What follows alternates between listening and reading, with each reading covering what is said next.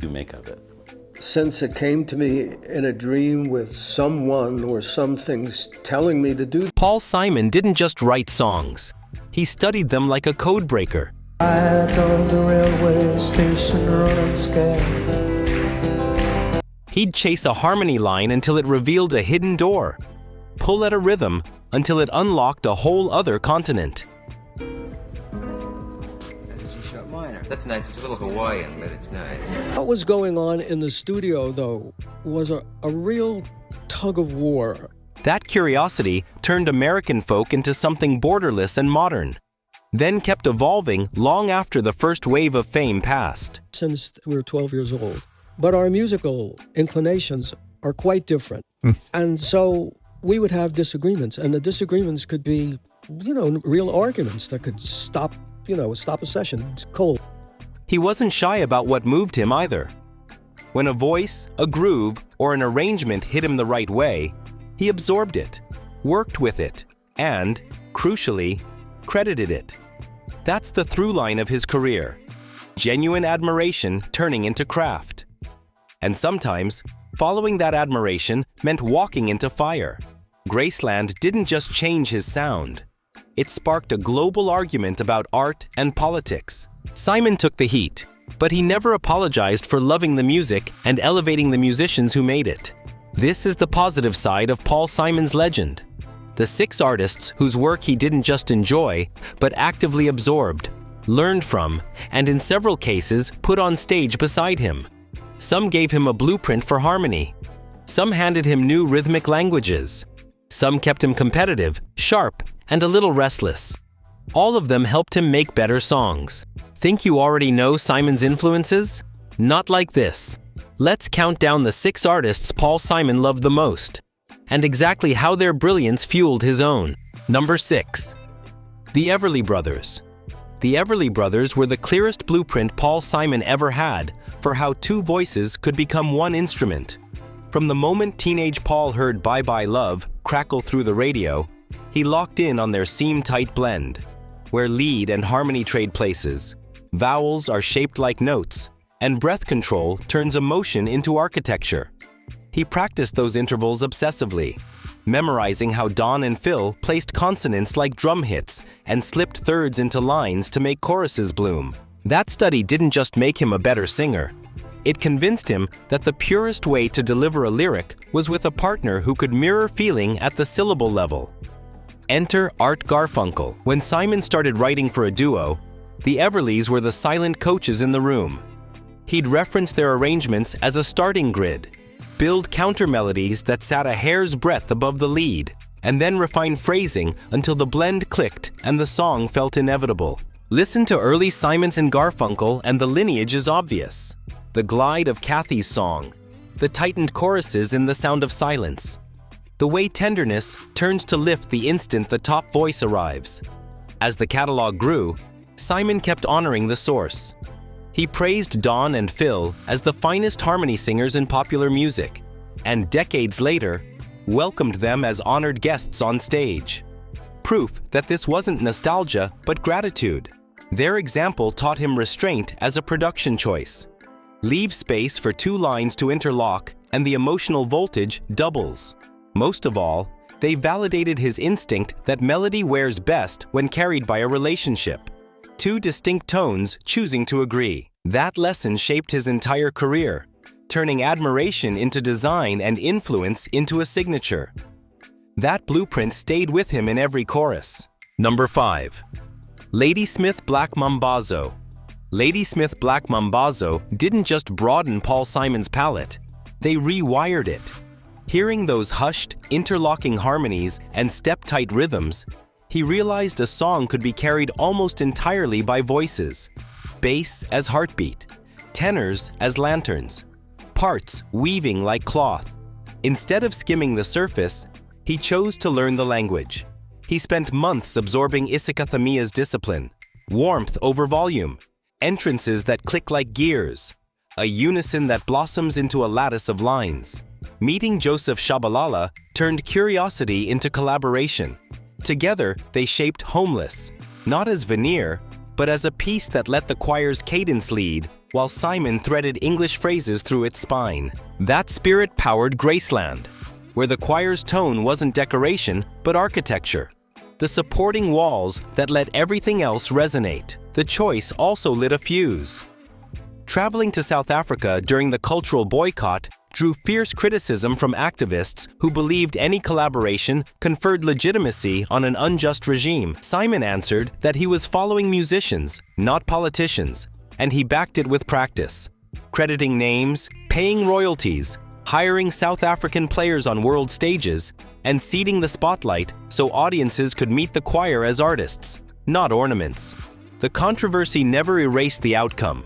A global wave of listeners hearing township grooves and Zulu choral textures in prime time, and a celebrated ensemble receiving the platform its mastery deserved. Most important, the work changed Simon's writing in real time.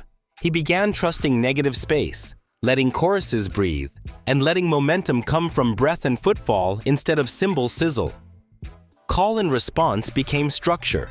Dynamics rose on human will rather than studio trickery. Refrains lifted because many voices shared the weight.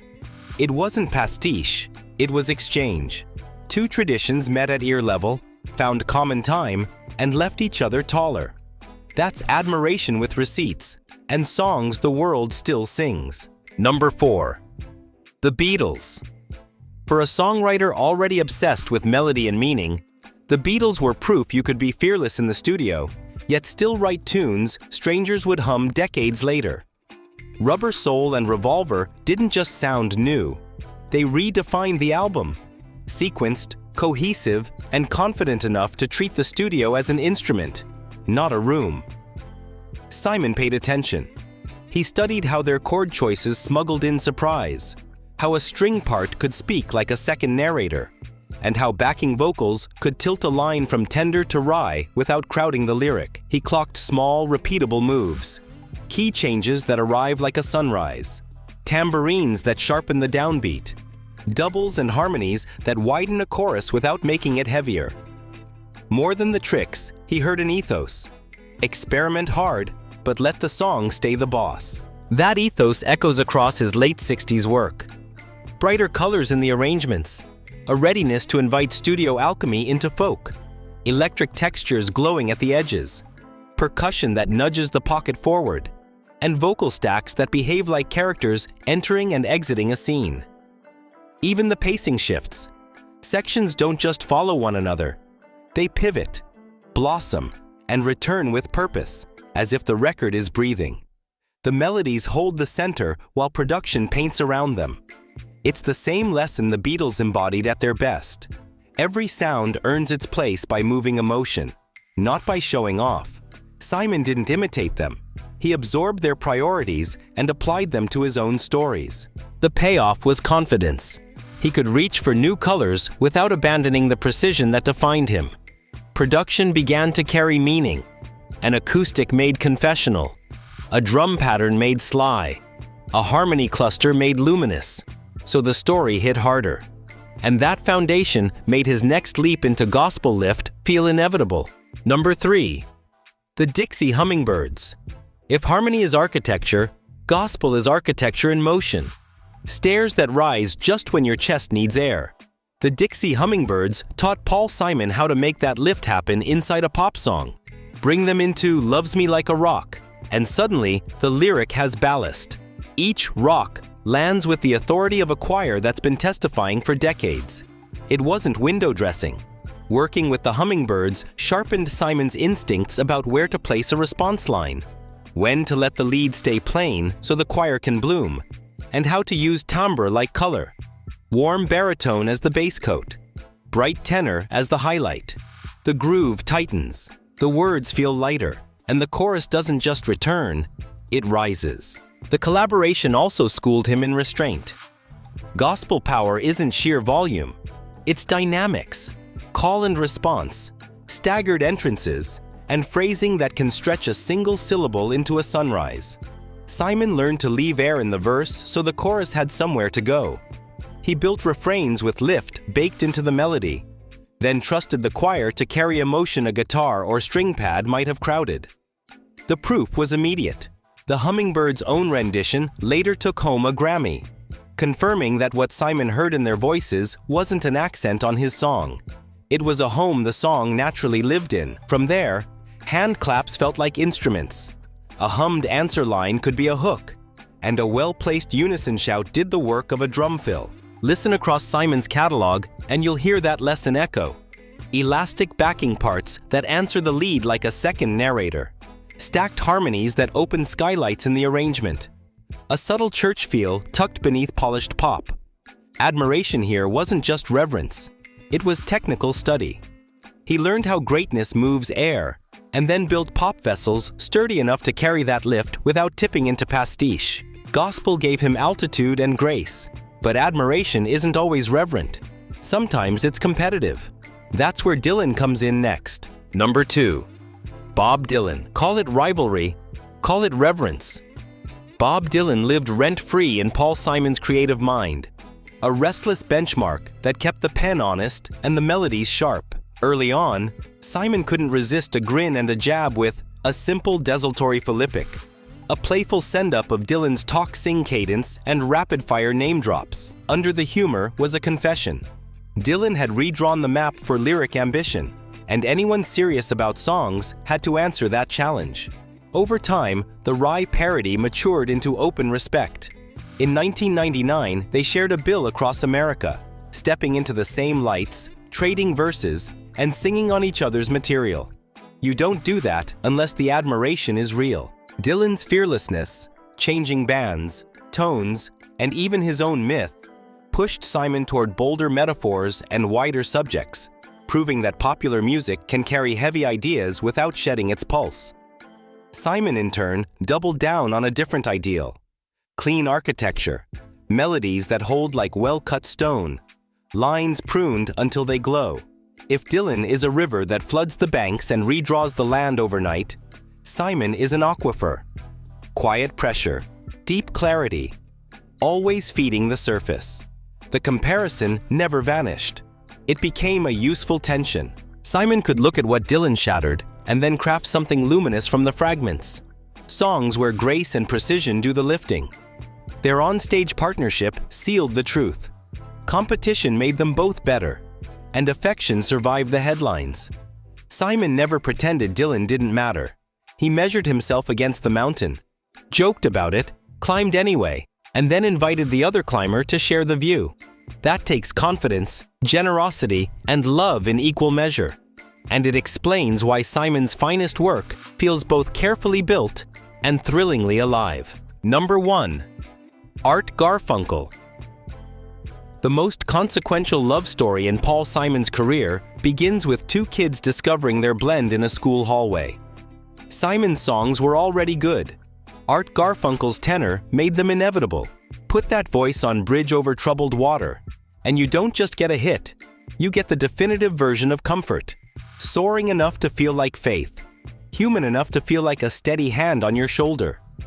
This partnership was never simple. Pride, timing, and diverging ambitions pulled them apart and then back again.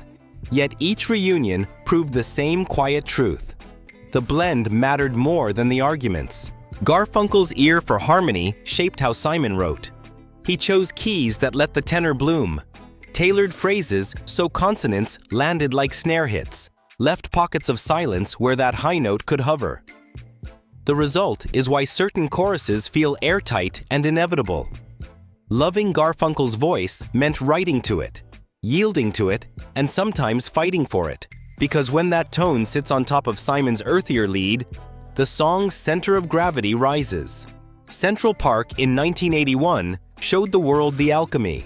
The Old Friends tour reminded everyone that chemistry can age without fading. Even when distance set in, affection kept flashing through interviews and private gestures. Because both men knew what they built together could not be built alone. That is the core of Simon's admiration. Not worship, not dependence, but recognition.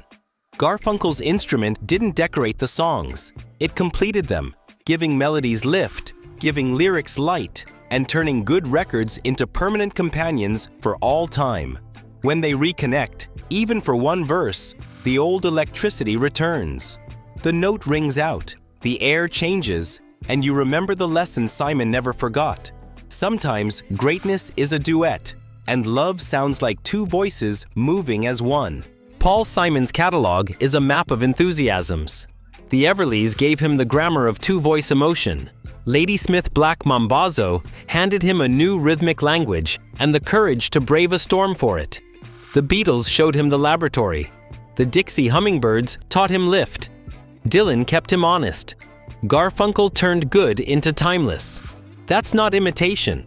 That's growth powered by admiration. And it's why Simon's songs still feel alive. They're built from the best parts of the music he loved most, refined by a writer who never stopped learning. Which influence surprised you most? And which one do you hear differently now?